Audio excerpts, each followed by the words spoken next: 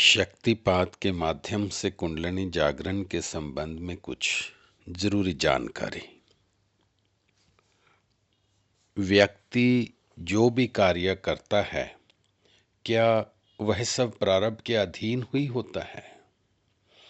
शुभ अशुभ जगत व्यवहार में मुख्य कारण प्रारब्ध ही है। मनुष्य को जो भी दुख सुख सहन करना पड़ता है, उसका कारण भी प्रारब्ध है।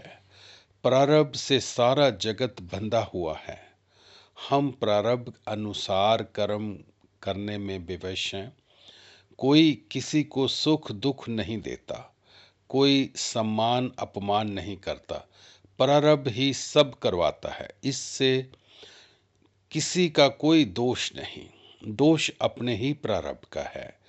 यदि साधक इस प्रकार समझ लें तो सुख दुख में जगत को कारण समझ लेने की भूल से बच सकता है। जीव के प्रारब्ध को प्रकट करने के लिए जगत केवल आधार या रंगमंच है, जिस पर जीव के प्रारब्ध अनुसार ही नाटक खेला जाता है। यदि साधक को जगत से सुख दुख को परे हटाना है तो उसमें से प्रारब्ध को हटाना पड़ेगा।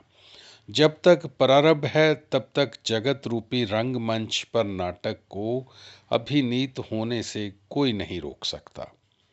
भाई बहन माता पिता मित्र शत्रु सब नाते प्रारब्ध का ही खेल हैं।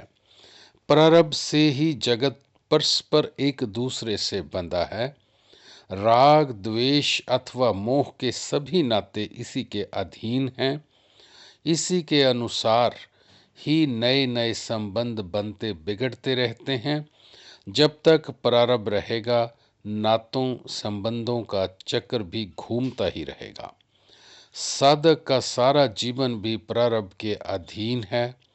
इस अधीनता को समाप्त करने का प्रयत्न का नाम साधना है। ये अधीनता तभी समाप्त हो सकती है जब प्रारब्ध रहे ही नहीं। मन को संयत कर लिया जाए। सुख दुख का प्रभाव चाहे अनुभव ना भी हो, फिर भी प्रारब्ध अनुसार सुख दुख तो सामने आएंगे ही। प्रारब्ध समाप्त होने पर भी उसका फल समाप्त होगा। ये प्रारब्ध निर्माण कब से चल रहा है इसका कोई पता नहीं, किंतु ये स्पष्ट है कि इस समय हम प्रारब्ध की पकड़ में हैं। जिस प्रकार साधक स्वयं प्रारब्ध की जकड़न में है, उसी प्रकार सारा जगत भी प्रारब्ध की तपन को झेल रहा है। हम सभी प्रारब्ध रूपी सागर में गोते खा रहे हैं। प्रारब्ध साथ ही मिलते बिछुड़ते लड़ते झगड़ते या परस्पर प्रेम पूर्ण व्यवहार करते जगत में घूमने या जगत में घुसने या जगत से निकलने का प्रयास करते हैं। सच पूछा जाए तो प्रारब्ध के आधार पर ही सारा अध्यात्म टिका है। प्रारब्ध का कारण अभिमान है, क्योंकि वही राग द्वेष तथा कर्तव्य भाव को उदय करता है।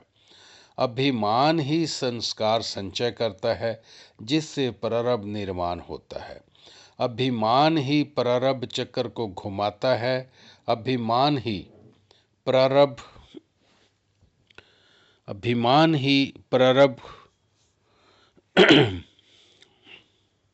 अभिमान ही प्रारब्ध चक्र को घुमाता है। अभिमान ही प्रारब्ध के दुख सुख आदि का भोगता है तथा अभिमान ही पुण्य संस्कार संचय करता है।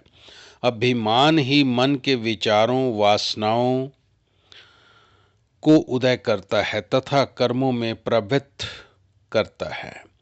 अहम की निम्नतम अवस्था अभिमान है, जो पूर्ण रूपेण दोष युक्त तथा यज्ञभिमुखी है। अभिमानी तमोगुण से युक्त होकर प्रमादी, रजोगुण से युक्त होकर चंचल तथा सत्वगुण से युक्त होकर पुण्य आत्मा बन जाता है। इस प्रकार जीवन प्रारब्ध अनुसार तीनों गुणों में ऊपर नीचे होता रहता है। जीव में कोई शक्ति नहीं, केवल शक्ति का अभिमान है। सबसे प्रथम साधक को यही अनुभव करना है। कि जिस शक्ति का ये अभिमान करता है वह उसकी है ही नहीं। इस अनुभूति के साथ संस्कार, अभिमान तथा प्रारब्ध का क्षय जुड़ा है। यही अनुभूति साधक को जीवत्व का वास्तविक बोध कराती है। इसी अनुभूति के पश्चात ही ईश्वरीय शक्ति की क्रियाशीलता का अनुभव आरंभ बनता है। इसी अनुभूति के पश्चात ही वासना क्षय तथा मनोनाश का मार्ग प्रशस्त होता है। ये अनुभूति ही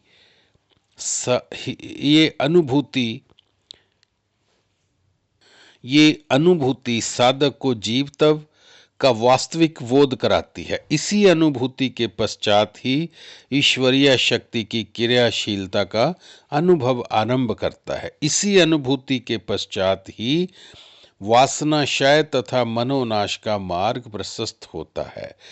ये अनुभूति ही साधक को संसारिकता से उठाकर आध्यात्मिकता में प्रवेश का कारण बनती है। जय गुरुदेव।